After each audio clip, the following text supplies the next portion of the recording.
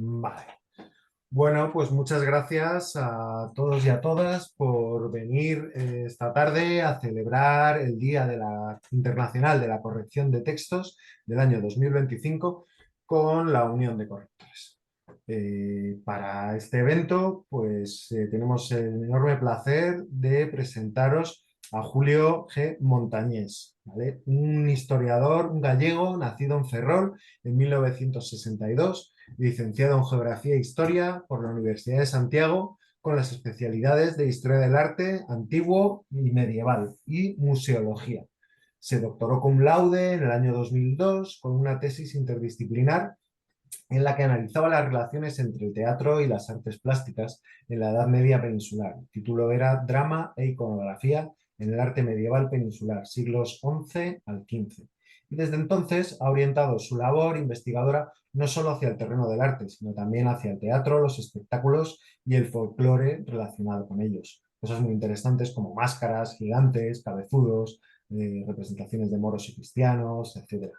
Es profesor agregado de bachillerato desde el año 87 y ha desarrollado la docencia en distintos institutos de educación secundaria y de educación para adultos de Galicia. Y en la actualidad está jubilado y con tiempo para dedicarnos a nosotros, por ejemplo. Así que muchas gracias. Es autor de una docena de páginas web y de bases de datos sobre estos temas de investigación y ha publicado medio centenar de artículos y libros. El libro que nos trae aquí a este asunto es este, que se llama Tutibilus, el demonio de las erratas, que está basado en una de las páginas web que ha publicado, que es https tutibilus teatroengalicia.es. Cuando subamos a YouTube pondremos todos estos enlaces. Y este es el libro que a mí me sedujo completamente. Bueno, fue la página web la que me llevó al libro, y el libro compré una decena de ellos y los he ido regalando a otros compañeros y demás. Y bueno, pues fue lo que me llevó a contactar con Julio y decirle: Julio, tienes que darnos una charla sobre Tutibilus, porque a lo mejor vosotros todos que somos correctores, pues hemos oído hablar de eso, del demonio que se metía ahí ¿cómo se llama esto? En los scriptoriums medievales, ¿no? E infundía las erratas a los monjes, les hacía pues eso, cometer erratas, ¿no? De alguna manera. Esto es un mito, esto es una realidad. Bueno, una realidad sabemos que no es, ¿no? Pero quiero decir, ¿eso se creía en la Edad Media que eso era así? ¿O es un invento posterior? Pues nada, Julio nos lo va a contar y a lo mejor pues nos llevamos algún chasco, ¿vale? Pero las cosas son las que son. Así que nada, con todos vosotros, Julio, adelante. Puedes Hola, buenas contarnos. tardes entonces a todos aquí desde Galicia. Pues lo primero es agradecerle a Fernando, pues que me haya invitado a hacer esta presentación. Y efectivamente yo me dediqué en mi tesis a analizar las relaciones entre la literatura, el arte y el teatro. Y entonces conocí la historia de este demonio al que efectivamente se le adjudicaba pues la labor, el rol de causar, digamos, los errores de los amanuenses medievales, y posteriormente se trasladó pues esta cosa a a la imprenta, y se le consideró también pues eso, el printer's devil, ¿no? Es decir, el demonio de los impresores. A ver, esto no es cierto en la Edad Media. No hay ningún texto, luego lo veremos con más detalle, que se refiera a esta labor de Tutibilus, sí a otras, eh, pero sí lo es desde el siglo XIX, cuando una serie de, digamos, de asociaciones de ideas, incluso, digamos, de confusiones de algunos historiadores franceses, pues llevó a creerlo, pues que efectivamente tenía esta labor. A ver, las labores de Tutibilus en la Edad Media son estas que tenéis aquí. En un principio se consideró que el demonio recopilaba los pecados de los seres humanos y los apuntaba en libros para presentarlos después pues, en el juicio del alma y en el juicio final como prueba de cargo, digamos, contra ellos. Al principio, estos demonios, recopiladores de pecados, pues no se les ponía nombre, pero bueno, es verdad que a partir del siglo XV, pues empezó a asociar esta figura de Tutibilus, que tiene un origen algo distinto, con los demonios que recopilan pecados. Bien, su verdadera labor, es decir, la que aparece en el 90% de los textos medievales que se refieren a Tutibilus, es la de que lo que se dedica es a recoger los errores que los curas y los monjes cometen en el canto de las horas, en las misas, en las lecturas, es decir, es el demonio de las síncopas, ¿no? De las sílabas que se han saltado los clérigos. Eh, Hay un dístico leonino medieval que aparecía aquí en la primera página que dice eso: Fragmina verborum tutibilus colligit orum, quibus de die millibusibus esarcina tile. Es decir, Tutibilus recoge los fragmentos de palabras omitidos en las horas, con los cuales llena su saco 1000 veces al día. Esa es su verdadera labor. Lo que pasa que posteriormente se le fueron adjudicando otras, digamos, en el mismo sentido. A partir del siglo XIII se le considera que, aparte de recoger en fin, las síncopas de los curas, lo que se dedica es apuntar a todos los que chismorrean en las iglesias sin hacer caso, digamos, del cura, y especialmente pues, en el momento de la consagración, que se consideraba que era una falta completa de respeto. Y por lo tanto, pues en ese saco en el que Tutibilos guardaba los pecaditos, Tutibilos es un demonio de las minucias, vamos a decirlo así, y de hecho su nombre, pues parece que procede del latín, titibilus, tutibilus, que se refiere en Plauto y en algún otro autor, pues efectivamente eso, a pequeñas cosas, no a minucias, cosas sin importancia. Bien, en algunos, en Inglaterra especialmente, en el teatro inglés, aparece también no solo como recolector de pecados, sino como heraldo del infierno, ¿no? Es decir, aparece en escena tocando un cuerno, llamando a las almas al juicio final, y por lo tanto en el arte, pues también las representaciones del demonio en las que aparece tocando el cuerno o una trompeta en el juicio final, pues se han considerado, especialmente por los historiadores ingleses, porque es en Inglaterra donde este rol está más desarrollado, pues que Tutibilus es eso, el heraldo del infierno. Bien, y luego efectivamente, a partir del siglo XIX, se le relacionó con los errores, con las erratas escritas. Y por lo tanto, se amplió, digamos, esa labor considerando que no solamente digamos, recopilaba los errores escritos, sino que los provocaba. Bien, y posteriormente, pues se añadió, digamos, se extendió ese rol, ese papel a la imprenta y por lo tanto a los errores que se producen en los libros. Y por eso, pues debe de ser vuestro patrón en el sentido de que es el que os proporciona, no digamos, trabajo. Bien, esos dos roles, pues efectivamente son del siglo XIX y no hay en la Edad Media ni imágenes ni textos que, digamos, corroboren esa labor. Bueno, vamos a ver, empecemos entonces muy brevemente porque no quiero liaros con estas cosas con los textos. A ver, como recolector de pecados, es decir, la idea de que hay demonios que apuntan los pecados de los seres humanos es antiquísima.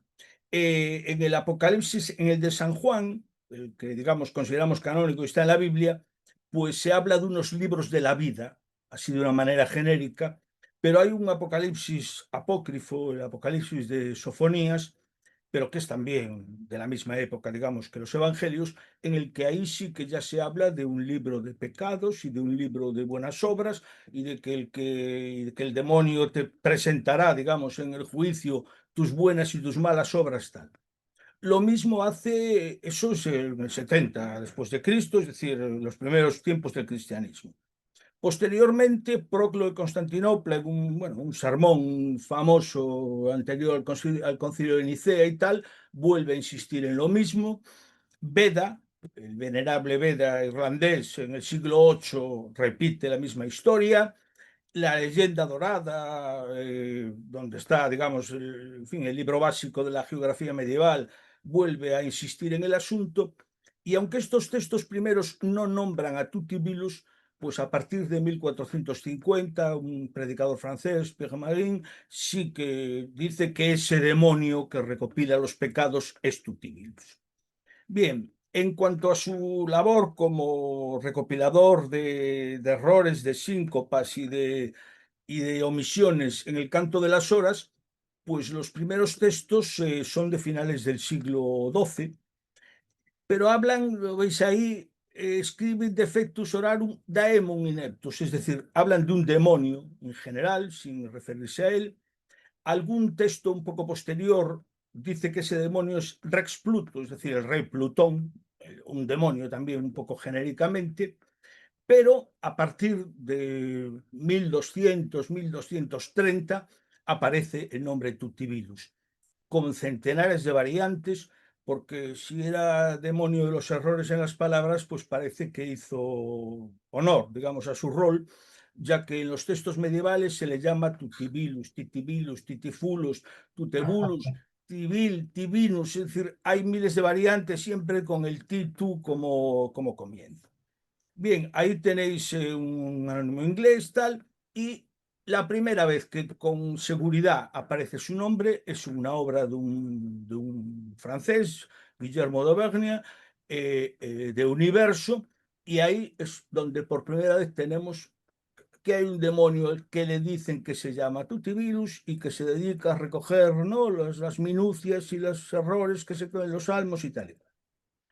Bien, a partir de, digamos, de esos elementos, pues hubo un predicador inglés, Juan de Gales, que fue pues, el que le dio forma, digamos, a todo esto en ese dístico leonino, ¿no? De Fragmina verborum tutibilus colgit orum, y como en el mundo medieval la originalidad no tenía nada que ver con lo que nosotros hoy entendemos por eso, sino que repetirlo todo era la constante, pues esa historia empezó a difundirse, ¿no? Especialmente en los sermonarios, es decir, en tratados para predicadores donde se ponían exempla, ¿no? Es decir, ejemplos y tal y cual. Bien, esta historia de Juan de Gales se amplificó eh, adjudicándosela también a los demonios que se dedicaban supuestamente a recoger los chismorreos, ¿no?, de los fieles en las iglesias. En los dos primeros textos en los que se habla de esta historieta, pues no se menciona exactamente el nombre de Tutibilus, pero también a partir de mediados del siglo XIII esto ya es un lugar común y por toda Europa, desde España hasta Islandia, hay textos en los que se cuenta la historia de Tutibilus. Bien, como recolector de los pecados del pueblo, pues lo tenemos en numerosas representaciones. Aquí tenéis dos de ellas, un capitel bueno, románico gótico del monasterio de María Laach en Alemania, donde está escribiendo y en la cartela que escribe pues se lee perfectamente peccata populi, ¿no? Los pecados del pueblo. Bien, el otro que tenéis es un caso español, un demonio que aparece, es un fragmento, ¿no?, un detalle en la Virgen de los Reyes Católicos que se conserva en el monasterio de las Huelgas, ¿no?, en Burgos, y ahí va cargado con un montón de libros a la espalda, una representación que veremos que es frecuente, y son los libros de la vida, digamos, ¿no?, los libros donde están anotados todos los pecados de los seres humanos. Bien, en la leyenda dorada que os comentaba antes, pues su autor, el italiano Jacopo da Barassi, dice que a San Agustín se le apareció un demonio cargando Ujú. libros y que San Agustín le preguntó qué es lo que llevas ahí y el demonio le contestó esa frase: en mi libro están escritos todos los pecados cometidos por los hombres de todas las regiones de la tierra, desde el comienzo del mundo hasta hoy. Eso es el papel original, digamos, de Tutibilus, recopilador de pecados de una manera genérica. Bien, eh, los pecados se recopilaban, evidentemente, para presentarlos como prueba de cargo en el juicio final, ¿no?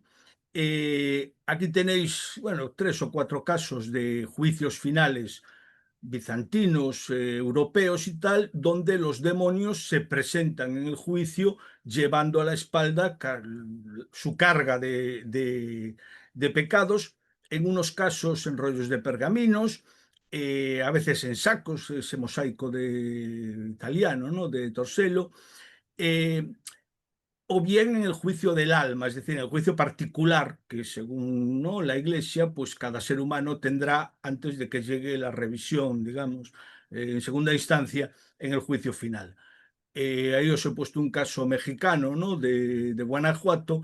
Ese es bastante tardío, es del siglo XVIII, pero veis que el demonio pues, está presentando ahí un pergamino inmenso lleno ¿no?, de escritura, y en fin, el juzgado pues, en negro va siendo arrastrado, ¿no?, hacia el infierno. Bien, os decía antes que la leyenda dorada dice que fue que el demonio que se le apareció a San Agustín fue el que le dijo que llevaba en un libro todos los pecados de los seres humanos, y hay pues numerosas representaciones, ¿no?, en el arte en el que aparece pues San Agustín con el demonio, digamos, delante, que efectivamente pues puede ser considerado Tutibilus, aunque hasta el siglo XV no se dice que él fuera Tutibilus, pero bueno, eh, sí, efectivamente en la Edad Media se acabó asociando a ese demonio recopilador de pecados con ese personaje que es Tutibilus. Bueno, ahí tenéis un par de casos, uno inglés, este de la derecha, el de Michael Parcher, es muy famoso y aparece en muchas páginas de internet y tal y cual. Bueno, os puse, vamos, en este apartado, por último, este juicio del alma bueno, de la escuela ecuatoriana, porque a mí me hizo mucha gracia, porque ahí, efectivamente, en primer lugar, el ángel tiene un coso que pone liber scriptus proferetur in toto tu continetur, es decir, una frase del Dies Irae, pero que resume esto de que tiene todos los pecados.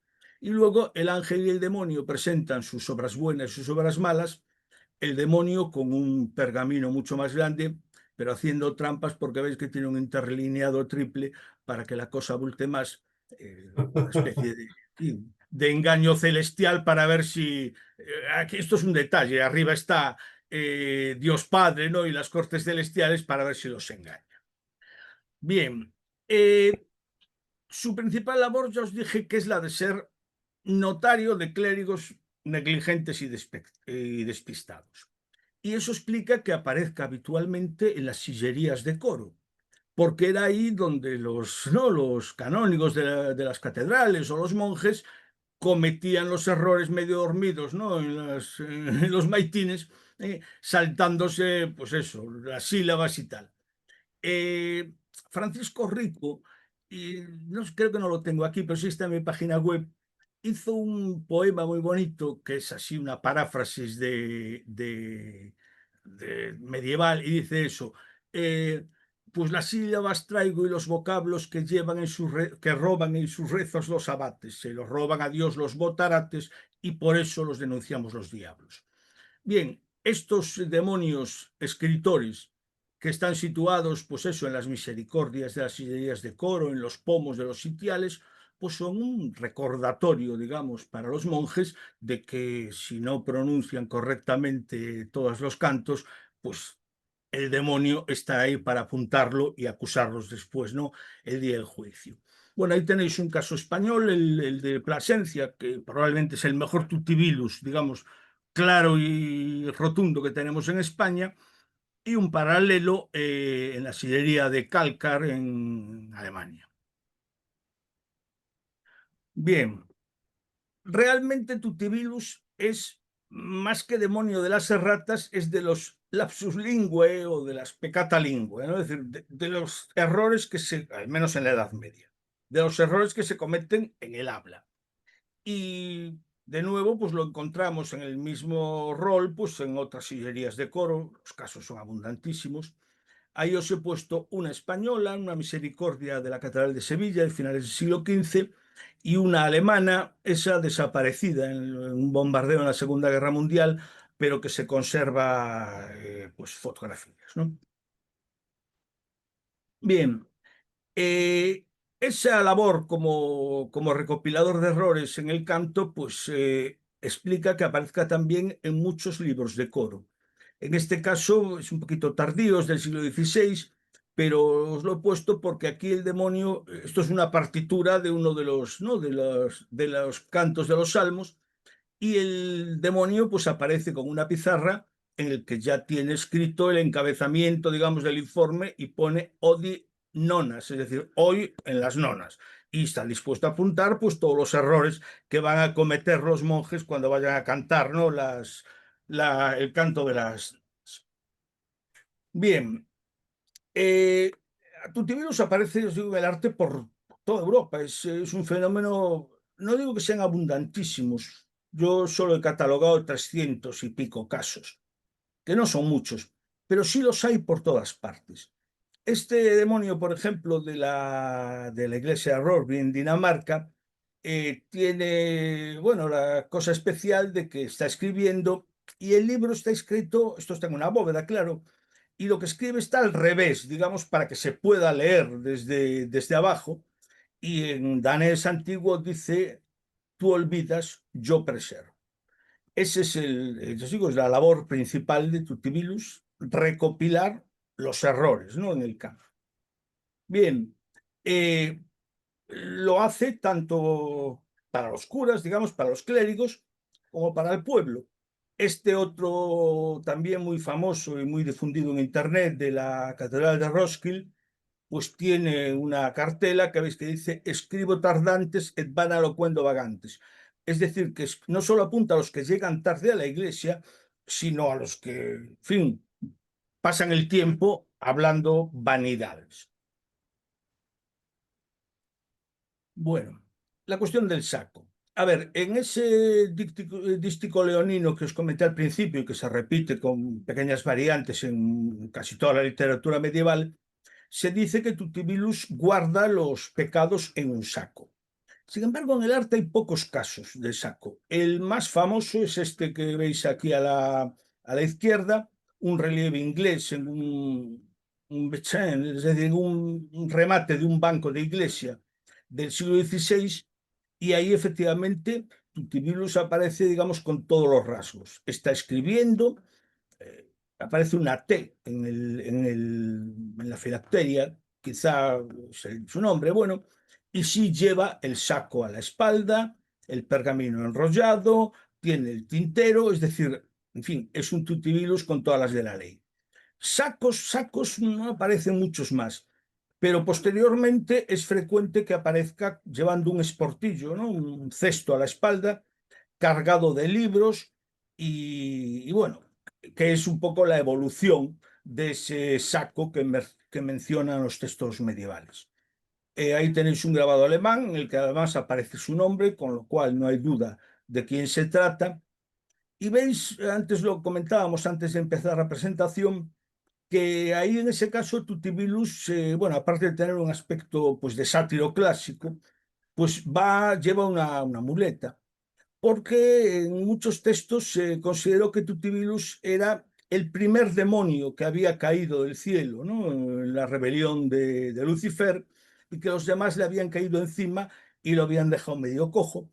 Y eso es el origen en fin, del mito del diablo cojuelo, ¿no? Que luego pues, tuvo repercusiones, en fin, en la literatura y en el teatro y en montones de cosas. Bueno, ahí tenéis entonces dos casos que ilustran este asunto. Esta es otra estampa alemana en la que también aparece Tutibilus con el esportillo, con el saco, bueno, el cesto a la espalda, aparte de con un carro tirado por cabras. La cabra o los machos cabríos son animales asociados, ¿no? Tradicionalmente con el diablo, y cargado con todos los libros en los que están apuntados los pecados de los seres humanos.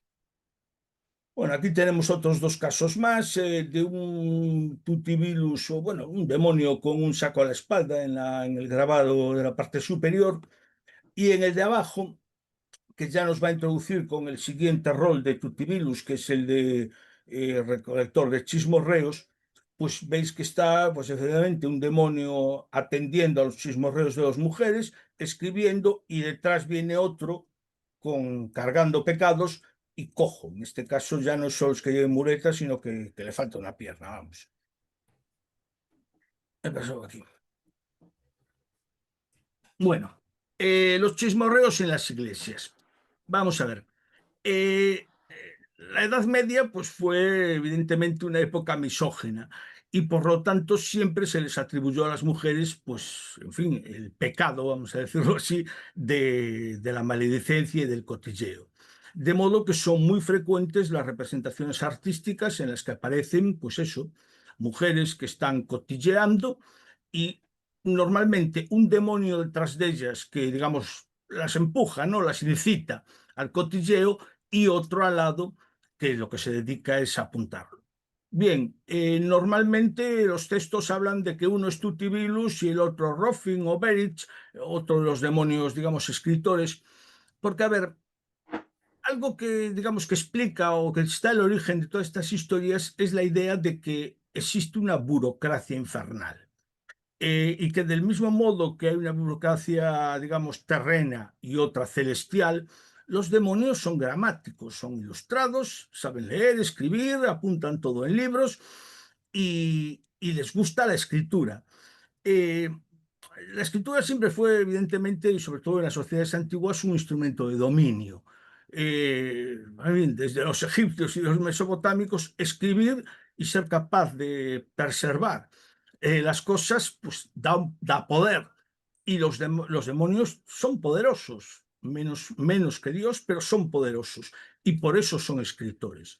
Y entonces, pues habitualmente a los demonios a veces se les representa con gafas, como, ¿no? Como cansados de la vista, se les representa, pues yo qué sé, en los pactos estos de Teófilo, ¿no? Cuando vende su alma. Las primeras representaciones románicas, Teófilo y el demonio se dan la mano, ¿no? Para firmar el pacto, pero a partir del siglo XIII firman un papel sellado, en fin, la importancia que la escritura y que la abogacía y las chancillerías empezaron a tener a partir del siglo XIII y tal, explica muchas de estas representaciones. Bueno, en este caso tenéis aquí un par de ejemplos alemanes en el que en un caso son dos mujeres y en el otro es la iglesia entera que está cotilleando sin parar mientras el sacerdote a la izquierda arriba intenta hacer la consagración y los demonios escriben. Y es curioso porque lo que escriben son blip, bla, clac, claf, lip, lap, es decir, bla, bla, bla, que diríamos en castellano, es decir, son los parloteos de las mujeres que quedan reflejados pues en fin, para presentarlos como prueba de cargo en el juicio. Bien, algunos de estos ejemplos artísticos medievales, pues no cabe duda de que son tutibilus, pues porque tienen las inscripciones que lo indican. Este es un caso alemán del siglo XV. Está, bueno, estropeado el fresco, pero bueno, son efectivamente dos mujeres de las que se ve muy poco, con un demonio que las incita al chismorreo, otro que apunta, y debajo de la escena pues aparece el díptico este leonino, una parte de él, Fragmina verborum titinilus, en este caso es titinilus poligetor. Bien, aquí tenéis otros dos casos más de estos de mujeres cotilleando y el demonio apuntando lo que cotillean. Uno es francés, el otro alemán. Luego dedicaré un momentito, si me da tiempo, al caso español. En España, Tutubilos fue conocido, tanto en los textos como en el arte. Y hombre, hay más casos en el norte de Europa que en España o que en Italia. Parece que esto fue una cosa más nórdica que sureña, pero los hay por todas partes. Bueno, esto está también una representación, esta inglesa, una ménsula, ¿no? Tal, con dos mujeres y el demonio encima de ellas, apoyando el pergamino y escribiendo. Vale. Y aquí tienes otro caso más, pero aquí ya tengo que entrar en otro aspecto. A ver, una de las gracias, o no sé cómo llamarle, de Tutibilus es que a partir del siglo XIII se cuenta una historia que es la siguiente, que estaba San Martín diciendo misa y su diácono, que se llamaba Bricio, pues empezó a reírse a carcajadas. Y que entonces San Martín en fin, lo reprendió y le dijo, ¿por qué te ríes? y él le dijo que es que había visto que había un demonio subido en una ventana y que estaba apuntando los cotilleos de las mujeres, y que como se le llenó el pergamino de escritura y ya no podía escribir más en él, pues empezó a estirarlo con los dientes y las garras para hacerlo más grande, y entonces se le rompió por la mitad y se fue el demonio para atrás y se metió una cabezada contra el muro. Esa historia, digamos, cómica del demonio, en este caso son varios, estirando el pergamino, ¿no? Para hacerlo más grande porque no les caben los pecados en él, pues fue representada muchas veces en el arte. En este caso, pues es un caso alemán, veis ahí los demonios estirando. Este, por ejemplo, bueno, aquí no está estirando, pero va en el siguiente. Este es otro caso también evidente, ¿no? De las mujeres cotillas y el demonio que apunta sus faltas. Un fresco danés, ¿no? De finales del siglo XV o principios del siglo XVI. Normalmente siempre son mujeres. Creo que en un 90% de los casos el cotilleo se le aplica a las mujeres. Pero en estos dos que os pongo aquí, uno alemán y otro inglés, son varones, digamos, los cotillas, que también los hay. En el caso este de la clave de bóveda de Cristo, veis encima de ellos al demonio estirando el pergamino, ¿no? Para escribir más en él. Y ya en el que vimos antes, el grabado de Gotha, vamos a darle un momento, eh, la inscripción que tiene abajo el grabado dice en alemán: nadie puede escribir todos los chismes de las malas mujeres, pero el pecado es mayor si se trata de hombres los que chismorrean. En fin, Tutibilus es más bien recopilador digamos, de parloteo femenino, pero no siempre. De hecho, los historiadores, vamos, en la historiografía inglesa y tal, se llama así, las mujeres cotillas, ¿no? Eh, Porque efectivamente, pues en general es un pecado femenino. Bueno, vamos a continuar un poco. Aquí tenéis dos casos, que son abundantísimos, del demonio, pues estirando el pergamino para poder escribir más en él. Uno es una misericordia inglesa, ¿no? De la Catedral de Ely, un tapiz franco-flamenco de Montpessat, eh, y este tipo de representaciones pues, son muy frecuentes. En Dinamarca, Suecia, Finlandia las hay pues, a montones. En muchos de ellos veis que el pergamino está lleno pues, de escritura ilegible, ¿no? Pseudoescritura, porque lo que a veces caracteres rúnicos, pero sin sentido, porque lo que se intenta representar es que son, pues eso, parloteos, palabras vanas, que ese es verdaderamente, digamos, el pecado, ¿no? En la mentalidad medieval. Bien, os decía que esa historia de Tutibilus como recopilador de chismorreos se aplicó a un supuesto milagro sucedido en una misa de San Martín, milagro que a su vez se le adjudica a otros muchos santos. En España, por ejemplo, a San Isidro. Luego lo veremos, pero sí, hay varias biografías antiguas de San Isidro de Madrid que dice que cuando él era diácono, es decir, antes de ser santo, pues que él le sucedió lo mismo, que vio a un demonio que escribía los chismorreos de las mujeres, y que cuando intentó estirar el pergamino se le rompió y se dio la cabezada así contra el pues y tal. Bueno, esta es una miniatura francesa, ¿no? Con eso, en la que se cuenta la vida y milagro de San Martín, y en la que aparece a la izquierda, en una ventana, pues el demonio con el pergamino en la boca tirando de él. Bien, no es muy frecuente que las representaciones de Tutibilus aparezcan en directo, digamos, en los manuscritos en los que se conserva los exempla de Tutibilus, pero hay algunos casos, aquí os he puesto también rápidamente cuatro, en los que en manuscritos en los que se contiene la historia, ¿no? de Tutibilus como recolector de los chismes femeninos, pues aparece ilustrado. Normalmente sentado lo veis en una ventana, porque es como se suele decir en los textos.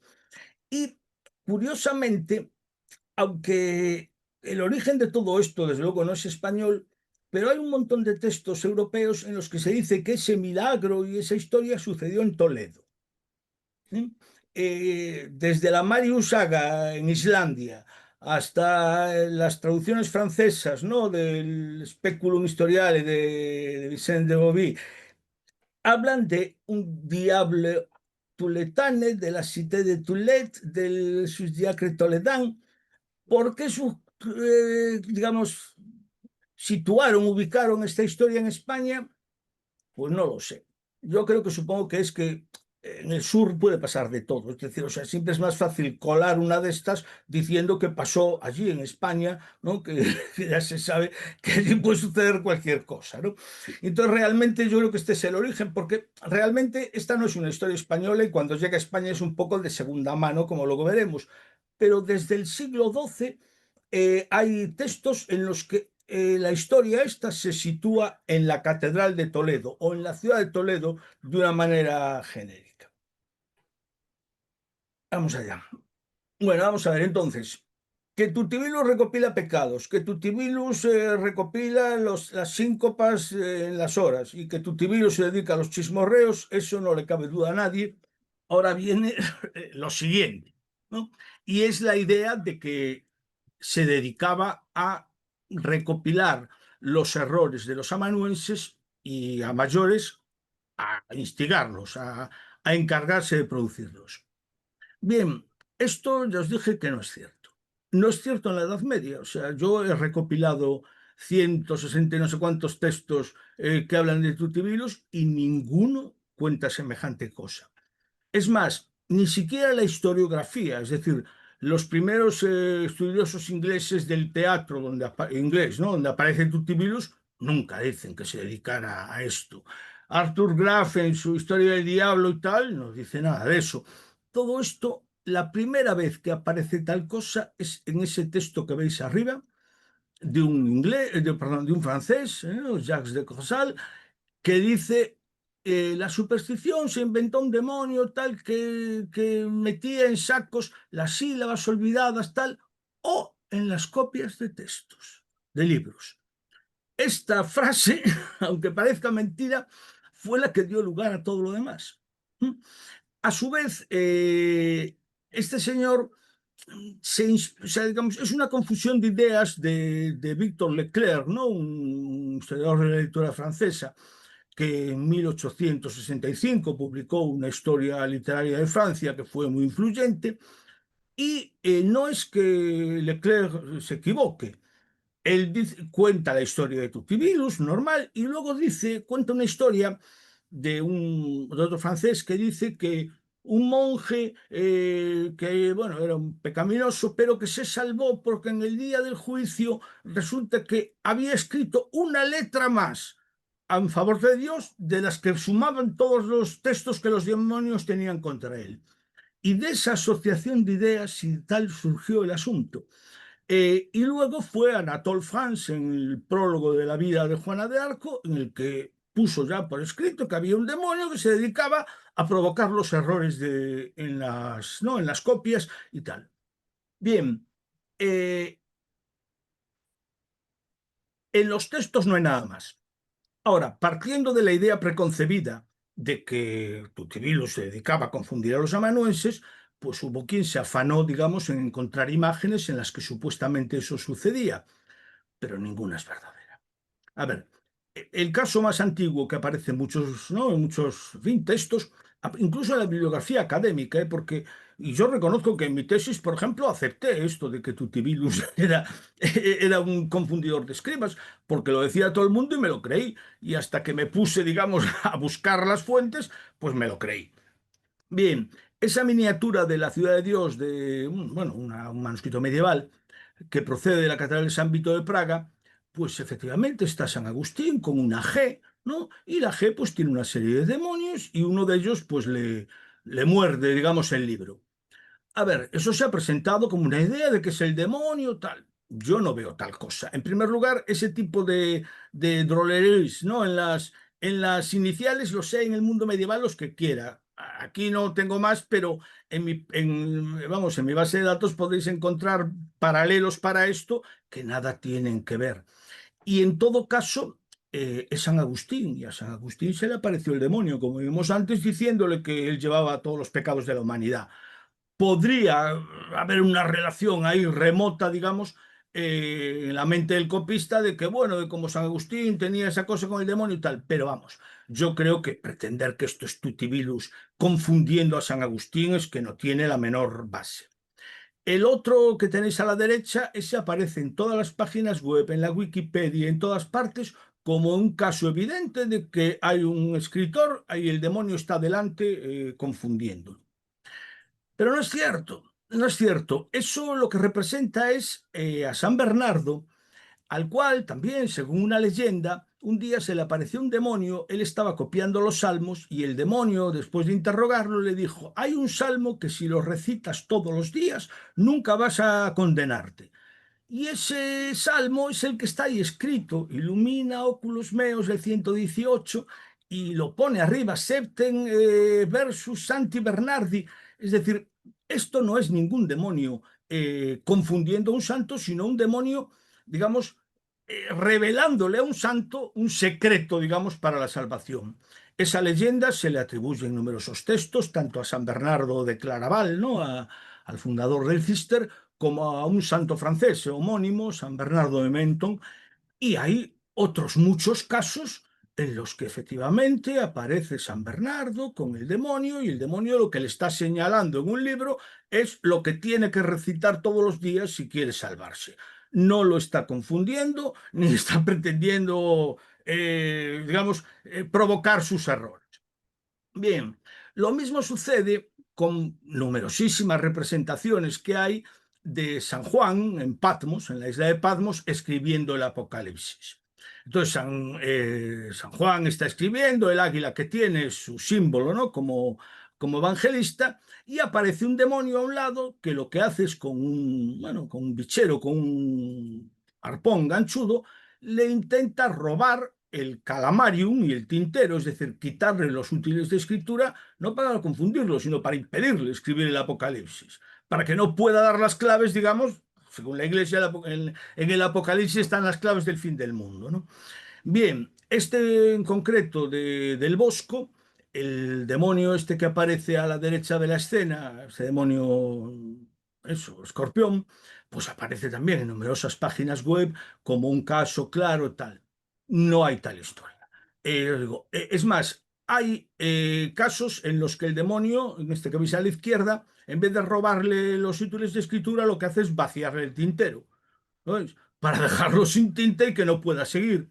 Y hay casos en los que ni siquiera es San Juan en Patmos, sino que es otro escritor, en este caso Santa Brígida de Suecia, en el de la derecha, o en este que vais a ver aquí, San Juan Crisóstomo, al cual el demonio le roba, digamos, el tintero y el calamarium, o el vamos, la funda de los estilos, para impedirle escribir el Apocalipsis o la obra concreta. Es decir, no se trata de confundirlo, ¿no? Sino de impedir una labor como escritor.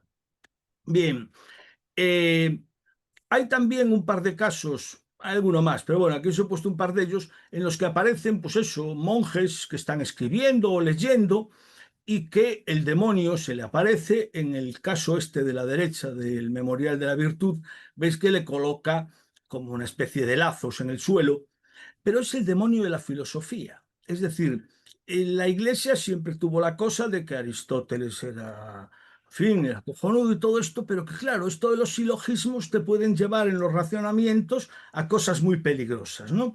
Y que por lo tanto la filosofía, digamos, la soberbia intelectual, vamos a decirlo así, puede conducir al pecado.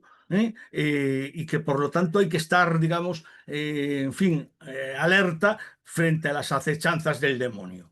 Y estas representaciones, que hay algunas más, con demonios y lectores y tal, son los demonios de la filosofía, no es Tutibilus, en absoluto. Bien, si nos vamos al caso de la imprenta, pues también se ha pretendido que desde el momento en que a finales, ¿no?, la segunda mitad del siglo XV apareció la imprenta, pues los errores en las copias pues, se trasladaron de los amanuenses a los tipógrafos. Y que por lo tanto Tutibilus, en fin, se recicló y comenzó a desarrollar su labor en las imprentas, y que por lo tanto sería Tutibilus el causante de las erratas. tampoco hay tal cosa por ningún sitio. Eh, el único caso de, en fin, de una imagen que se ha pretendido que es una imprenta donde está Tutibilus es este grabado. Bueno, advierto que la coloración es por inteligencia artificial, ¿eh? No es, originalmente era en blanco y negro. Pero encontré esta imagen y me gustó mucho. Hay muchos casos de grabados que se colorearon a mano y tal, pero este no, este es alguien lo debió de colorear con IA. Bueno, el caso es que en esto es de un grabador de origen holandés, pero establecido en Nuremberg y tal, y efectivamente ahí hay una imprenta del siglo XVII muy bonita, y aparece pues sobre la prensa, ¿lo veis? En fin, no sé si aquí se ve, si yo muevo el ratón. Bueno, eh, una figura con los tampones, las balas de tinta, un ave aquí que lleva un mordiente en el pico, y hay quien lo ha presentado como que este es el demonio, Tutivirus, que está ahí para confundir a los impresores. Nada, en este caso es que no hay nada más lejos de la realidad. Eso es un emblema de la imprenta. Abraham Bombard vivía en Nuremberg y desde el siglo XV el Ah, emperador del Sacro Imperio Romano Germánico había concedido a los impresores un escudo de armas, un blasón, en el cual siempre aparece, lo veis, exactamente el mismo demonio que veíamos antes, que no está el demonio, es un grifo. ¿Eh? Y que efectivamente llevas los tampones, las balas, ¿no? De entintar las planchas, pero que nada más eso, no es ningún tutivirus.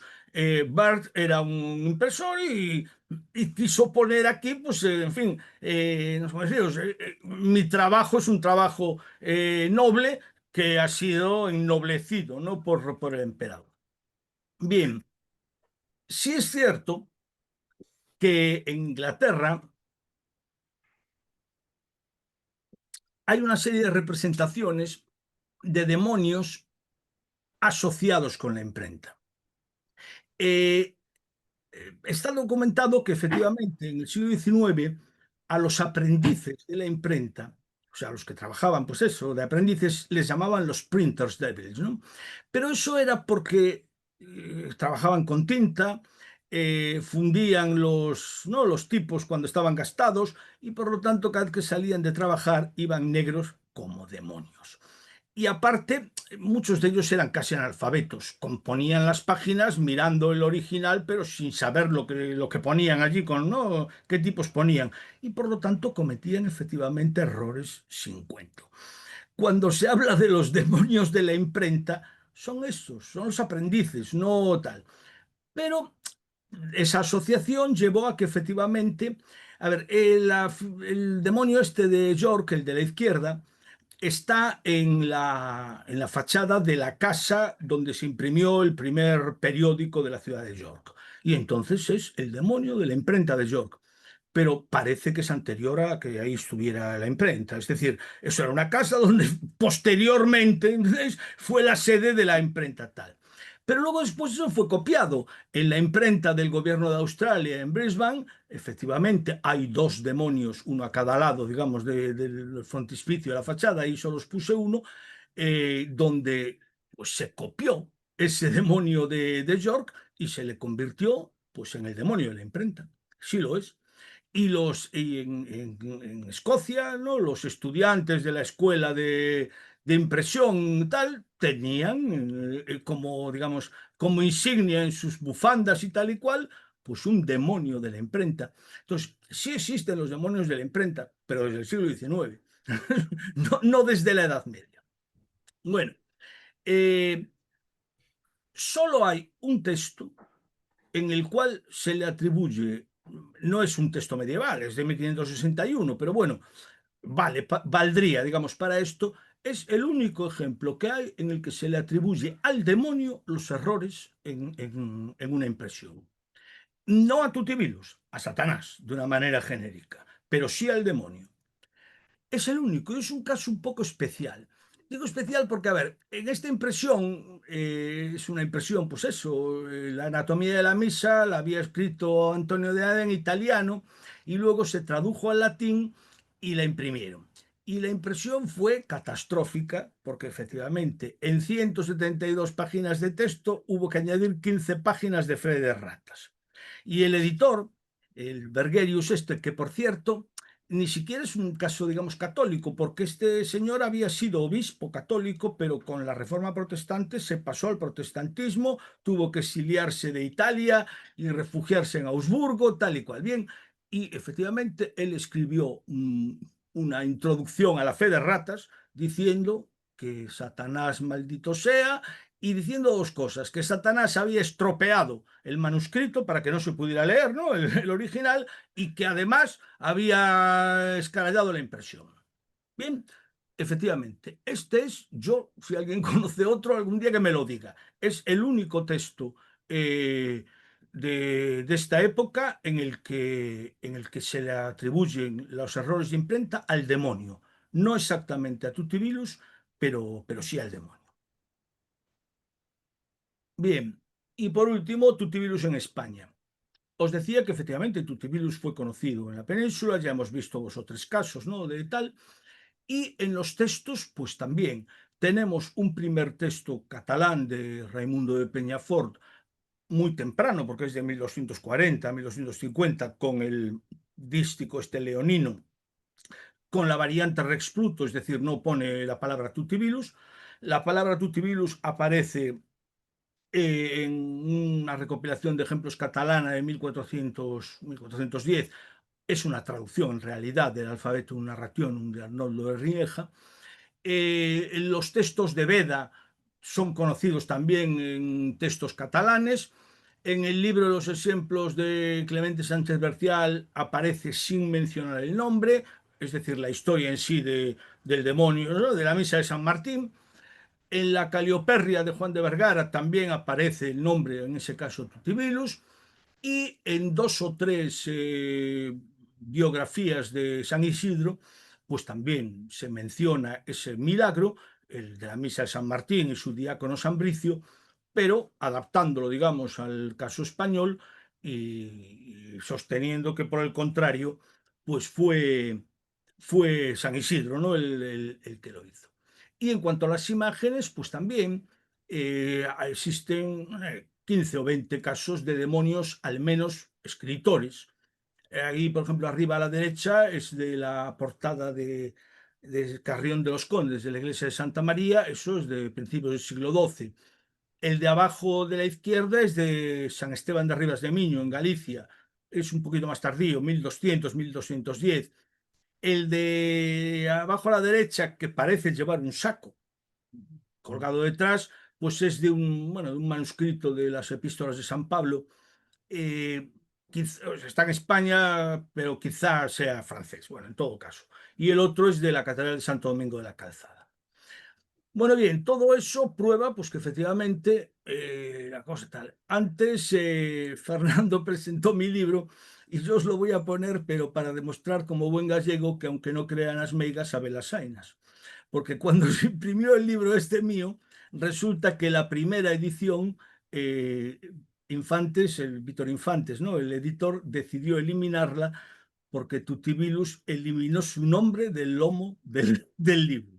Todo estaba muy bien hecho, pero donde tenía que poner Tutibilus, el demonio de las erratas, desapareció Tutibilus y hubo que hacer una segunda impresión con el lomo completo. No sé si lo veis aquí. Sí, sí. Aquí está el título como tenía que ser y como está en la impresión que se comercializó, y aquí está en esta, en la cual Infantes la tiró, dijo que no la quería ni ver, pero se guardó dos libros cortados y me mandó uno a mí y él se quedó con el otro. En fin, que no habrá meigas, pero a ver las hay. Bueno, en principio, pues nada más. Lo primero voy a encender la luz porque aquí se está empezando a hacer de noche y no, ya no veo, no me vais a ver nada. Y luego, pues nos ponemos con las preguntas lo que queráis, ¿vale? Vale. Alexa, higiene de terraza.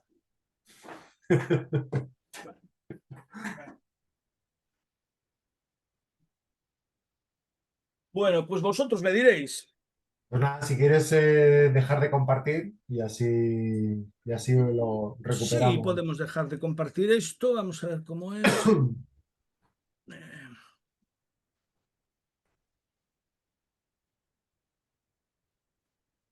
Ya está, ¿no?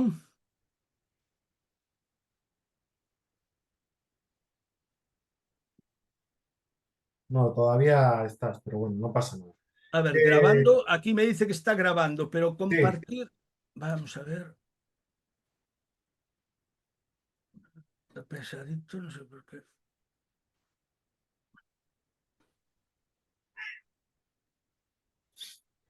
bueno, pues nada, si alguno queréis hacer algún comentario, sed libres de conectar el audio y podemos hablar. No sé si, como está compartido, es que yo quería enseñaros otro, no sé, se ve aquí, es, Yo sí lo veo, no lo sé. veis, ¿no? Vale, pues esta es una colección de la Universidad de Zaragoza. Este libro está muy bien, se llama Los correctores, tipos duros en imprentas antiguas y va sobre la historia de nuestra profesión. Bueno, pues si se ve ahí, el nombre de la colección se llama Inculpa Est y se ve ahí justo el iconito de la colección es el Tutibilus este, o Tutibilus o Tintinilus, que es el que enseñaste tú de los En Reyes Burgos, sí. Católicos, eso es, y que está ahí con los libros a la espalda. Y esta fue vamos, yo conocí, conocí un poco la historia, pero fue justo a raíz de esta colección de libros que empecé a recabar información sobre el demonio este en cuestión. Y claro, fue lo que me llevó a acabar encontrando tu labor y enamorándome de lo que, vamos, de esta, o sea, porque es duro a veces, pues a lo mejor me hubiera gustado más decir, no, claro, qué bonito que se haya demostrado que era cierto y que esta era la creencia, era que, pues no, la verdad es que es mucho más razonable que esto sea un invento de los impresores franceses del 19 por darle un aire así como mágico a la profesión y bueno, que está fenomenal que haya gente como tú que lo investiguéis y lleguéis a una conclusión sensata basada en la lógica y en el estudio, no en lo que nos gustaría, ¿sabes? A todos, De ¿no? todas maneras, es que es una historia verosímil. Es decir, Claro. en el mundo medieval esto cuadra, cuadra, cuadra porque eso, porque los demonios siempre fueron lectores, siempre tal, siempre hay casos de demonios que provocan errores, no en la escritura, ¿entiendes? Pero quiero decir que es una historia absolutamente verosímil. Yo me la creí, o sea, te lo digo. Y es más, o sea, hay numerosísimos historiadores del arte que en sus, pues lo dan por hecho, lo dan por hecho, pero la realidad es la que es tozuda. ¿No? Y en Mm. eso hay que vamos, yo no fui yo el primero que descubrió que esto no era cierto, ¿eh? O sea, hubo un francés, Charles Samaran, que ya escribió un artículo en el año 60 y tanto diciendo que él no había encontrado por ningún lado un texto que hablara de esto y que él, para él el primer caso era el de Anatole France y que él no sabía tal. eh, y otra gente simplemente no se, digamos, no se preocupó por el asunto. El mejor trabajo a nivel textual que se ha hecho sobre Tutibilus es el de una americana que murió hace no mucho, Margaret Jennings, que escribió un trabajo en el que recopiló, antes de la era de Internet, 70 y no sé cuántos textos medievales donde tal. Y ni uno se refería a esa labor de Tutibilus. Bien, pues yo lamento tener que ser aguafiestas, vamos, pero no me queda más remedio. Está fenomenal, está fenomenal. Pues nada, si queréis comentar algo alguien, podéis ponernoslo por escrito, si no os apetece hablar, si lo comentamos aquí, y lo escribidlo en el chat o lo que sea. Eh, si no, hablamos un poco de lo que comentábamos antes de empezar la charla, que hay que Tutibilus tiene o sea, a lo mejor es un mandado de más en esta burocracia infernal, ¿no? Que está Satanás, luego están los demonios principales con sus cortes y demás, y luego está el bibliotecario de los infiernos, que es Valverito o Valverito, o como lo quieras llamar. Y a lo mejor Tutibilus es simplemente un currante de esa biblioteca infernal en la que se registran los pecados de los humanos, ¿no? Y Valverit, pues a lo mejor es su jefe o no. Vamos, cuéntanos un poco cómo ves tú el asunto ese. Sí, a ver, hay alguna obra de teatro francesa en la que se presenta a Valverit como el secretario de Satanás. O sea, digamos, y una expresión algo así como secretario jefe de los archivos del infierno. Y a su vez Tutibilus y Ruffin y Grisillus, porque hay varios, son, digamos, sus ayudantes. Y yo creo que sí, que Valverite, digamos, digamos en el escalafón estaría Satanás, Valverite, y luego vendrían Tutibilus y los demás. Pero también es normal porque Valverite es una, digamos, es una variante medieval de Baal. Y Baal era un dios fenicio ante cuyo estatua se firmaban todos los pactos y todos los acuerdos comerciales. Era el que garantizaba, digamos, los fenicios por eso tuvieron tanto éxito, porque eran gente de palabra. O sea, cuando firmaban allí un documento delante de Baal, aquello se cumplía. Y entonces, por eso digo que todas estas cosas es que son verosímiles, parten realmente de una realidad, ¿no? Y entonces sí, efectivamente, dentro de esta demonología medieval, que es abundantísima, pues hay un escalafón, ¿no? Dentro de la burocracia infernal y Tutibilus, hombre, no digo que esté de último, pero está entre los escribanos, ¿no? O sea, no es jefe de negociado, vamos. Está claro. Dice aquí una compañera que dice que si Tutibilus sería una invención eclesiástica para generar culpa y control en los feligreses. Bueno, ¿qué opinas? Sí, a ver, sí, entre los feligreses y entre el clero. Ajá, Porque esto comienza en el clero. A ver, el problema es que en el mundo medieval, pues todos hemos oído hablar, por ejemplo, de las misas de difuntos, ¿no? El perengano de turno dejaba allí un dinero y unas tierras para que se le dijeran 7 misas al día durante no sé cuántos años o a perpetuidad. Dar esas misas era un dolor, como podéis comprender.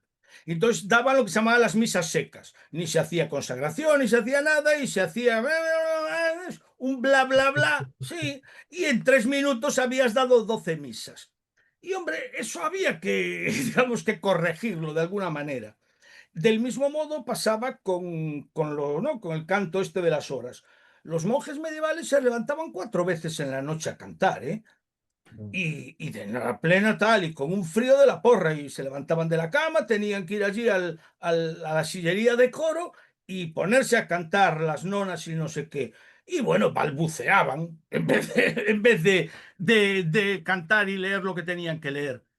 Bueno, y del mismo modo, las iglesias pues eran un cierto cachondeo. Nosotros somos mucho más que hoy. O sea, nosotros hoy tenemos una cierta idea, yo me lo decía, de que, bueno, uno entra en una iglesia y parece que habla bajito, ¿no? Aunque vaya solo de visita, que es uno de tal.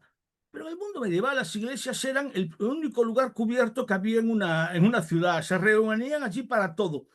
Y la iglesia intentó en algunas ocasiones, pues eso, acabar con los desórdenes, tanto de la propia iglesia, ¿no? Del clero, como de los fieles. Y sí que tienen algo que ver con eso.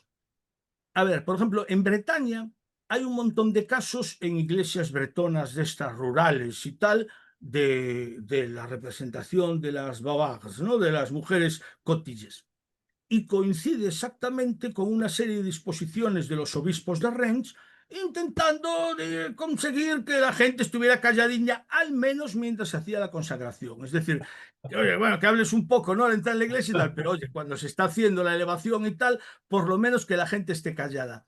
Y sí forma parte de una especie de campaña de propaganda, pues eso, para tal, no tanto para el control social, bueno, pues para impedir determinados excesos, ¿no? Desde el punto de vista eclesiástico.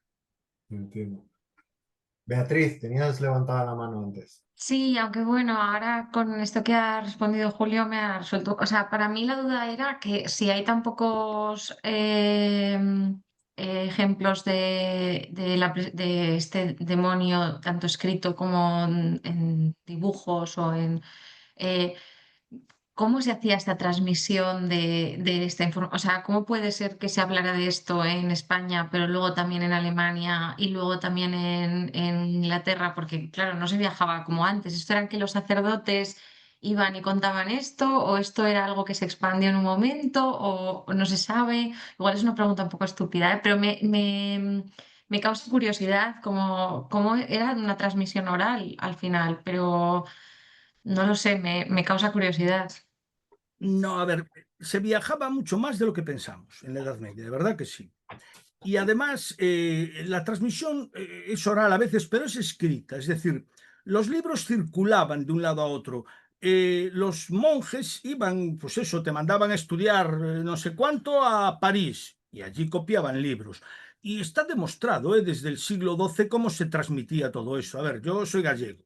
Por ejemplo, Gelmírez, ¿no? El arzobispo Gelmírez, a lo mejor os suena, que fue el, bueno, en fin, el gran creador, digamos, del mito de Santiago en Compostela y tal, pues se hizo una tournée por media Europa, fue a Roma, fue a no sé dónde, y fue copiando libros por todas partes que, ¿no? Llevaba amanuenses y en cada monasterio copiaba y copiaba y copiaba. Y sí que se ha demostrado, pues que efectivamente, que había una transmisión escrita. ¿Mm? Y por supuesto también oral. Pero oral, porque a ver, el Camino de Santiago, por ejemplo, pues era una vía de transmisión, es donde todos los años se movía gente de un lado a otro. Nosotros hoy tenemos esta idea de que en el mundo medieval no se viajaba nada. Yo no sé si no viajaba más que hoy con la Renfe. No sé cómo decirte. No, de verdad, las peregrinaciones a Santiago, a Roma, a tal, eran una cosa muy normal. Eh, es verdad que llevaba mucho tiempo, claro, y que el campesino normal de una aldea, pues probablemente no salía de ella en toda su vida. Pero la clase culta, vamos a decirlo así, por supuesto que viajaban, ¿eh? Y eso, y se movían las ideas, y sí, a veces es cierto que hay cosas pues complicadas de entender, no sé cómo deciros. Sí, o sea, eso. En Islandia, por ejemplo, pues prácticamente antes o al mismo tiempo que en Francia, pues hubo un señor que Gustav Johansson o no sé qué, escribió la saga de María, la Mariusaga, y allí está toda la historia de Tutibilus que ya se conocía en Islandia a finales del siglo XII. ¿Eh? Y, y sí, la transmisión es a nivel culto, claro. Es decir, es la iglesia quien mueve todo esto. No es el pueblo, vamos a decirlo de esa manera, pero sí. Y hay. El aislamiento medieval no es tanto como creemos o como aparentemente parece, no lo es. Pero no lo es tampoco en el arte, o sea, ni. Pues nada, ¿queréis tenéis alguna duda más? ¿Algo que queráis comentar? ¿Quién ha levantado la mano? Ah, Yo, Cristina, adelante. que yo tengo la duda de, tampoco sé si es un poco tonta, pero ¿por qué tiene caras en las rodillas, en el culo? Como que tiene muchas caras por el cuerpo en las representaciones y me da curiosidad por Sí, qué. pero esos son los disfraces. A ver, son disfraces, sí, mayormente. En primer lugar, al demonio no lo vio nadie. Bueno, mi bisabuela juraba haberlo visto, había visto al trasno varias veces. Y era negro y no sé qué, y llevaba un abrigo, tal, bueno, pero es decir, no se conoce, ¿no? El aspecto del demonio. Entonces, la imaginación, vamos a decirlo así, medieval, pues imaginó al demonio con aspecto animal. ¿Sí? Normalmente los demonios son peludos, tienen cuernos, tienen cola, tienen una pezuña de vaca y otra de pato, son una especie de híbridos extraños tal. Bien, ¿qué pasa? Que para representar eso en el teatro había que hacerlo de alguna manera. Y se ponían disfraces, maillots, con caretas y con tal. Y tenemos documentados en montones de obras, digamos, ¿no? De representaciones teatrales que les ponían caras en las rodillas, caras en la espalda, en el pecho, tal.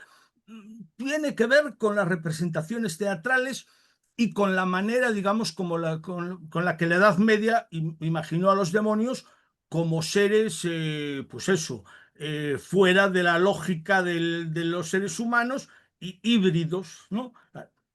Todo mezclado con la demonología de los antiguos, con las caras de Gorgona, ¿no? Que tenían los griegos en sus estatuas. En fin, la mezcolanza viene de ahí. Vale. Es que me parecía un poco curioso como que cuando ya se le empieza a representar con otro demonio, que es el que incita, ahí hay muchas imágenes en las que no le ponían más caras. Y cuando aparece uno solo, sí que tiene otra cara. Entonces digo, quizás es como que la otra cara es la incitadora de los errores, no lo sé. Digo, tal Pues, vez puede pues ser, no lo sé. podría serlo en esos casos, ¿eh? No te digo que no. Pero Vale. de verdad, esto tiene que ver con eso, con la imaginería teatral. Conocemos casos o sea, de demonios que actuaban en, pues eso, en los misterios medievales y tal, que llevaban caretas que eran capaces de echar fuego, ¿no? O sea, Ujú. o de echar humo o tal. Entonces, ese tipo, vamos, esos gastrocéfalos y tal, o sea, vienen de una antigua tradición de disfraces, a ver si me entiendes. Vale. ¿Qué pasa? Que efectivamente lo que tú me dices no lo veo yo ilógico de todo. Si ya hay dos demonios, pues probablemente no haga falta tanta boca, o sea, tanta cara. Vale. Y Sí. cuando son pocos, pues se multiplican sus labores. No me parece descabellado, te digo la verdad. Vale. Gracias. Esto que comentas del aspecto también es un poco lo del entroido de los carnavales, ¿no? La gente, los trajes estos que se hacen con cosas vegetales, con castañas, con máscaras de todo tipo, no sé, es un poco esa idea, ¿no? Sí, a ver, creo que sí, pero aparte es que están absolutamente relacionadas. Es decir, las máscaras, yo una de las cosas que me dediqué así, bueno, tal fue las máscaras en Galicia, que las hay, claro, montones, y montones de ellas están relacionadas con los demonios de la Edad Media. Si uno coge las miniaturas de las cantigas de Santa María y mira los demonios que aparecen allí en las miniaturas, son los peliqueiros y los no sé qué de hoy. Entonces, efectivamente, hay una relación. La máscara, aparte de otras muchas funciones y otras cosas, no deja de ser un elemento no humano, digamos. Es una cosa de alteridad. Cuando uno se pone una máscara, deja de ser un ser humano normal y se convierte en otra cosa. Y sí existe una relación, al menos a nivel formal y de tal, con las representaciones de los demonios en la Edad Media. Pero porque a su vez los demonios se basaban en las máscaras y en los disfraces. Es decir, bueno, deciros, porque es decir, el demonio Fausto que hoy muchos imaginan, pues viene de Goethe, ¿no? O sea, esto del demonio fino, ¿no? Vestido tal, con salen los cuernitos y va de rojo y negro y tal, eso es un invento moderno, que viene de las ilustraciones, ¿no? Del Fausto de Goethe y que no, en el mundo medieval el demonio es un ser mucho más variopinto. ¿Mm? Siempre mezcla de cosas, siempre con aspectos extraños. Algunos de los tutibilus que vimos antes, pues tenían eso, una pezuña pues de caballo, la otra palmetada de no sé qué. Y eso es muy habitual en el mundo medieval, sí. Hay dos comentarios de compañeras. Uno es Judith, que dice que no consigue conectar el audio, así que nos lo escribe por aquí. Nos dice que le ha divertido muchísimo esta charla, que le ha retrotraído a momentos de sus estudios de historia del arte, donde lo que el catedrático de medieval decía iba a misa y luego con los años ibas desmontando algunos mitos, como este de Tutibilus. Quizás se trate de una de las primeras noticias falsas de la historia del arte europeo y dice que muchas gracias, Julio, por traernos tantos y tan variados detalles iconográficos para presentarnos al personaje y a los compañeros de Unico por organizarlo. Pues, muchas gracias. ¿Y te Bueno, parece a pues ti que es hombre, una noticia falsa esa? Es un... un fake, ¿no? Hombre, a ver, un fake es, pero es que en realidad este fake, pues efectivamente, es que no sé, o sea, no lo hicimos los historiadores del arte, nos creímos lo que Claro. dijeron, o sea, nos creímos nuestros antepasados y yo el primero en mis tiempos, nos creímos lo que se decía, ¿no? En determinados textos franceses. Siempre, a partir de 1865, no hay ninguna referencia anterior a 1865 en la que se diga que Tutibilus se dedicaba a confundir a los amanuenses. Eso, a partir de ahí, se empezó a generalizar y, hombre, normalmente, pues eso, los argumentos de autoridad acaban funcionando. Lo dijo Perenganito, aquí en España, Yarza, Joaquín Yarza, que fue un preboste, digamos, ¿no? de la historia del arte española, pues lo escribió en varios de sus trabajos y dijo, este es Tutibilus y Perenganito. y todos nos lo creímos, claro. ¿No? Siempre suceden estas cosas que, como todos los fakes, que hasta que te pones a buscar si de verdad esto es cierto y a contrastar las cosas, ¿no? Y a buscar, digamos, las fuentes originales, tal, y entonces cuando empiezas a darte cuenta que no, ¿no? Pero no sé, es que de todas maneras es una historia muy bonita. Aunque no sea verdad en la Edad Sí, Media, lo es desde el siglo XIX y por lo tanto es vuestro patrón. O sea, yo no veo que haya sí, ningún sí. problema. Lo único que no se puede decir, como se suele decir muchas veces, en la Edad Media Tutibilus, no, hombre, en la Edad Media Tutibilus era otras cosas. Y a Claro, partir del siglo XIX es también el patrón de los escribas y de los impresores y de los claro. correctores. Y el último libro que leí de no sé qué era ya de todos los más media de la humanidad. Bueno, pues sí, hoy en día lo es. Lo Claro, hemos claro que sí. convertido en ello, ¿no?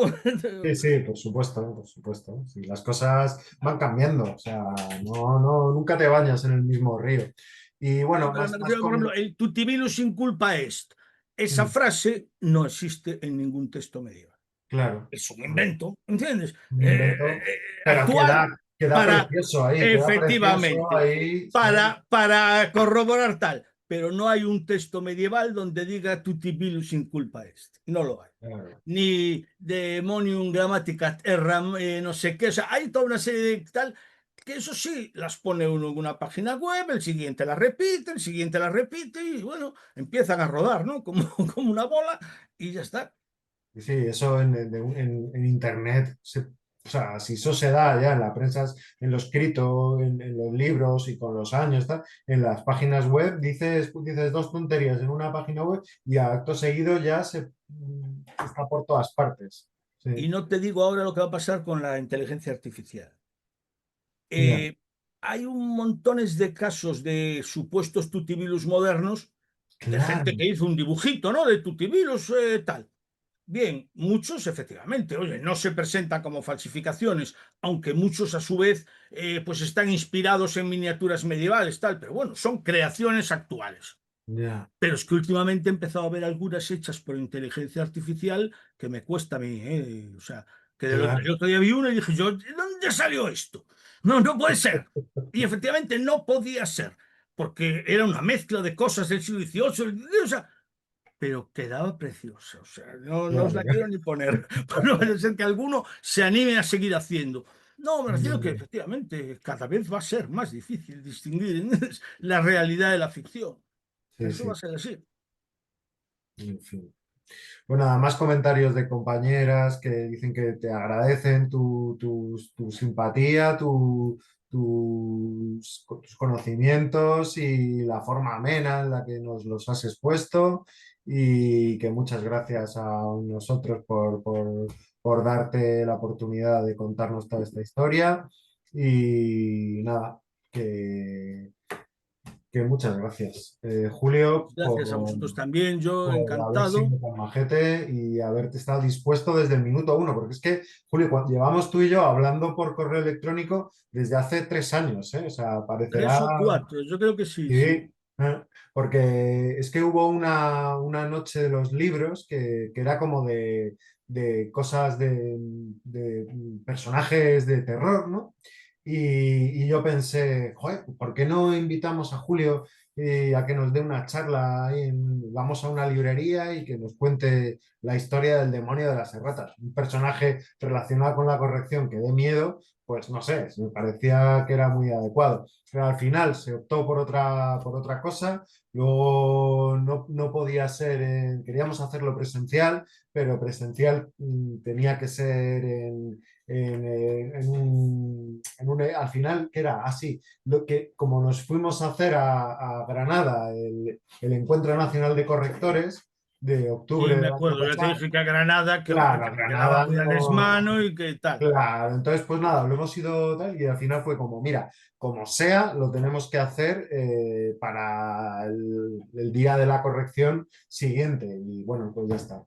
Que muchas gracias de verdad, Julio, porque siempre has estado con muchísimas ganas de colaborar con nosotros, así que de verdad que un fuerte abrazo y que eres muy majete. Y nada, y a todos vosotros, muchas gracias por estar aquí por haber pasado la tarde con nosotros y con los demonios. Y nada, que si podéis compraros el librito este, o sea, es que se A lee ver, no en van a una poder tarde. comprarlo porque creo que no lo hay. Pero Ya en no todo está. caso, bueno, no sé si quedará alguno por ahí, porque de verdad, o sea, esto se hizo. El que sí está a la venta es la versión italiana. Ah, es verdad. Eso se No, hizo una traducción en Italia y es así porque es una editorial que sigue viva y la sigue vendiendo. Pero en todo caso, la versión más completa y más actualizada y además está en tal la es web la de esta, mi ¿no? página web. Si Vale, pones Tutibilus, Julio Montañés, os aparece enseguida. Y ahí sí, hay una versión, primero eso por limitaciones de, ¿no? del formato y tal, pues tuve que claro, resumirlo tal. sí, Eh, bueno, eso, solo podía poner fotos en, ¿no? en blanco y negro y dibujos. ya, Mi página web en ese sentido es más atractiva, ¿no? Es más claro. actualizada que el libro. Sí, la hemos compartido por aquí los enlaces y luego ahora cuando subamos el vídeo a YouTube también en la descripción pondremos los enlaces para que la gente lo pueda visitar y bueno, tener esto más pormenorizado y ya pues puede indagar o hacer hincapié en lo que desee. Pues nada, pues lo dejamos aquí y muchas gracias por Mira, estoy viendo celebrar. aquí que estoy Sí, viendo una dime. pregunta de alguien, Leticia Rodríguez. ¿Ah, sí? Ay, perdón, no la había visto, Digo, perdona. porque veo, dice, tal, si sería Tutibilus o Titibilus y si Ah, viene. sí, sí, sí, sí. Bueno, brevemente, porque vamos a ver tal. Hay las dos variantes, Tutibilus, Titibilus y a su vez Titifulus, Tinibilus. Tutifulus, tal. Pero no viene de, se supone que no viene de todo. A ver, las etimologías que se han propuesto de esto son, como siempre, las etimologías de lo más variopintas. Pero parece ser que esto viene de una palabra latina que utiliza Plauto en una comedia, en la Casina, en el que la palabra es tutibulus y se refiere a una menudencia, a algo sin importancia. ¿Mm? Y parece que ese es el origen. Luego hay quien ha dicho que viene de totus civilis, es decir, de todo villano, que viene del verbo sajón tutil, que es tocar el cuerno, lo que explicaría cuando aparece tutibilus, tal. Eh, en mi página hay un apartado dedicado al nombre, a su origen y todas las variantes y tal. Pero en principio, tutibilus o titibilus vamos, son variantes que las hay por todas partes, las dos. De hecho, yo he utilizado tutibilus, creo que es la más abundante. Pero Mm, en la traducción, en cambio, italiana, pusieron titibilus, los editores, vamos, porque ajá. allí será que es más corriente, no lo sé. Y nada que ver con los tutti, los angelitos, estos. Los puti, no. Ah, perdón, los putti, eso, nada que ver. No, no. Hay quien habla también de los tituli, es decir, los pies de foto que se ponían debajo, ¿no? De imágenes y tal, y que viene el título, pero de verdad, no. No. Eh, es Plauto y lo es, vamos, hay muchas razones que sería largo de explicar, pero que sí. De Plauto deriva todo esto. Y de hecho hay bastantes textos ingleses en los que Shakespeare, eh, Ben Jonson y tal utilizan varias veces la palabra con variantes, titivali, titivu, en el sentido de tonterías. O sea, sin referirse a una persona, ¿no? Ni a un demonio ni a nadie, sino tonterías, señora. ¿No? Y sí, yo, vamos, al menos vamos, mi convicción es que todo esto viene de esa futilia de Plauto y que significa eso. Menudencia, cosa de poca importancia, tontería. Muy bien, pues espérate que veo a ver si hay algo más. Nada, nos dan las gracias y nos dejan feliz tarde. Pues con eso nos quedamos. Que el demonio está ahí y que, que está para tentarnos. Bueno, muchas gracias a todos Bueno, y pues Julio, encantado. un placer, de verdad. Venga, Nos vemos. chao, Hasta luego. Chao, chao. chao.